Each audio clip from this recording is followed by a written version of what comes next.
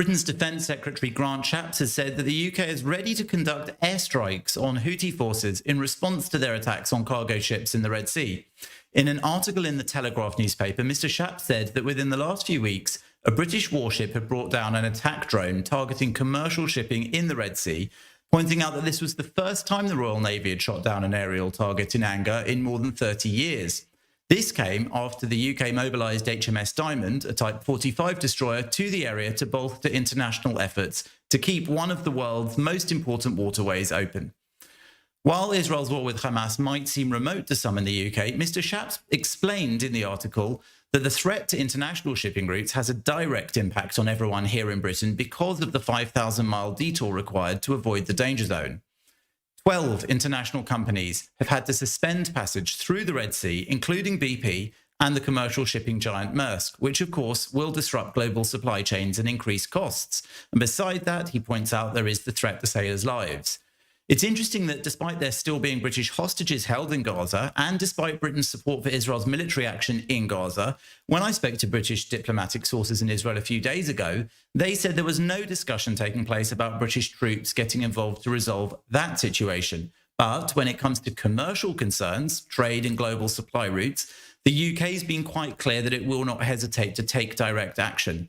Now that the US has intervened in response to that Maersk cargo ship, which was attacked twice in 24 hours, destroying Houthi boats surrounding the vessel and killing 10, according to the Houthis themselves, Britain is warning it too is prepared to get involved. Britain has joined the United States and others in Operation Prosperity Guardian to ensure the freedom of navigation in the region. London is also host to the International Maritime Organization, which places further importance on Britain's involvement. Setting this Iranian-backed threat in the wider context, Shapps also wrote that if we do not protect the Red Sea, it risks emboldening those looking at threatening elsewhere, including the South China Sea and Crimea. Now, normally any military action of the type he's describing would be put to a House of Commons vote unless the severity of attacks required strikes to be launched at short notice.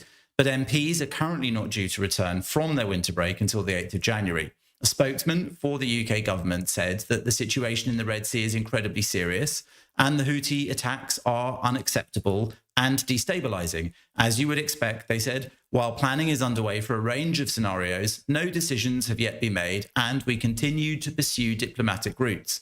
We call for the Iranian-backed Houthis to cease these illegal attacks and we're working with allies and partners to protect freedom of navigation.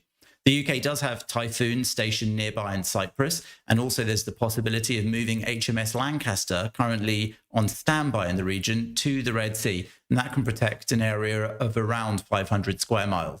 The bottom line, Shapps' message was crystal clear. He wrote, "The Houthis should be under no misunderstanding.